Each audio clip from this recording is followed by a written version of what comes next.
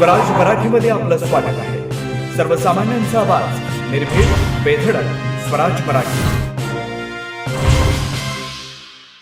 नानासाहेब धर्माधिकारी प्रतिष्ठान यांच्या वतीनं आज पंढरपूर शहरात स्वच्छता मोहीम आयोजित करण्यात आलेली होती. साधारणपणे 1,500 धर्माधिकारी प्रतिष्ठानच्या सेवकांनी शहरातील विविध भागात स्वच्छता करून पंढरपूर स्वच्छ करण्याचं काम केलंय. आकर्षक अशा रांगोळीच्या माध्यमातून देखील स्वच्छतेचं महत्त्व पटवून देण्याचं काम नानासाहेब धर्माधिकारी प्रतिष्ठान यांच्या वतीनं करण्यात आलं.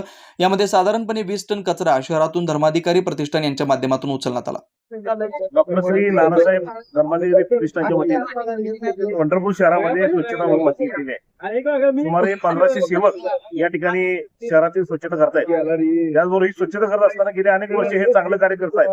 परंतु या करता नगरपालिका प्रशासन असेल, पोलीस प्रशासन असेल, महसूल प्रशासन असेल, या सगळ्या वतीनं त्यांना वेळोवेळी सहकार्य करत आलेलं आहे. आजही आपण सहकार्य करतोय. नगरपालिकेच्या माध्यमातून जवळजवळ 15 ते 20 वाहनं, त्यानंतर घंटागाड्या आणि 3 पॉपॅक्टर यासाठी दिले आहेत.